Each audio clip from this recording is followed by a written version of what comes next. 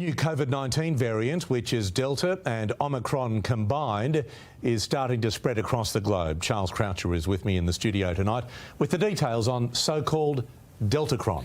Pete, Deltacron was first detected in France, found circulating in several regions of the country since early January this year. Now, low levels have also been identified in Denmark and the Netherlands, with recent reports of cases in the United Kingdom and in the United States. The variant is a combination of Delta and Omicron, and as a result of both infecting the population at the same time and their cells reproducing. In some countries, the wave of Delta had already passed, and so circulation was at a low level.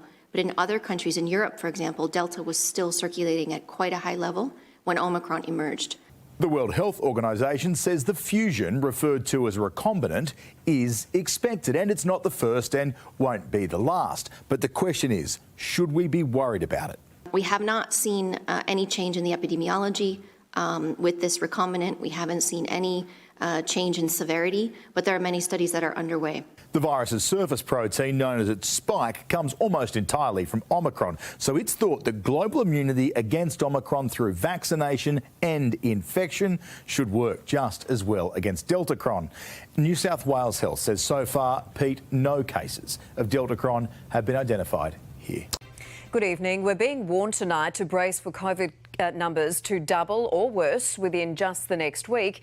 And the Premier has ordered our hospitals to get ready. But it's still likely requirements for contacts to isolate will reduce as the new government overhauls the way in which COVID is managed in our state.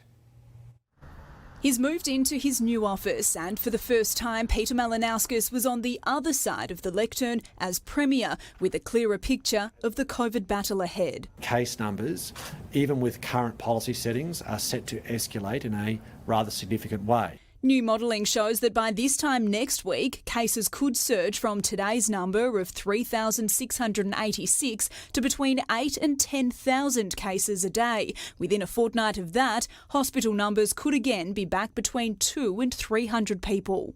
We've got an educated population when it comes to the pandemic, and people understand that, of course, the hospitalisation number remains the key one.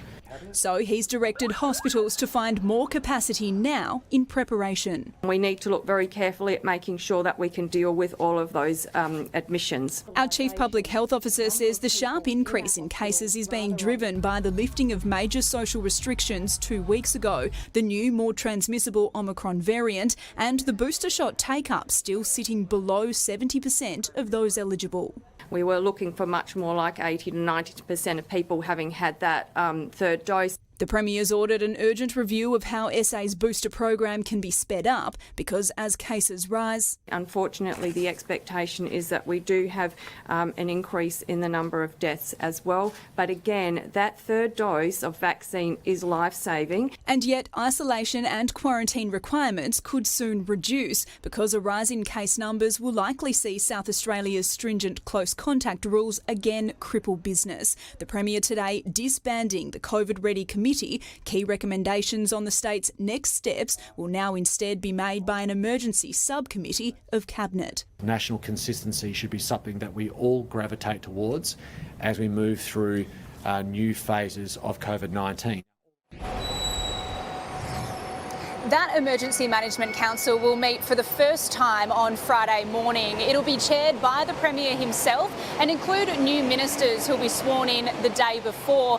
It is expected that they will build a case to relax isolation rules, and Professor Nicholas Spurrier has indicated that it could have health support, but it will still be the Police Commissioner who makes the final decision. Kate. Thank you, Kate.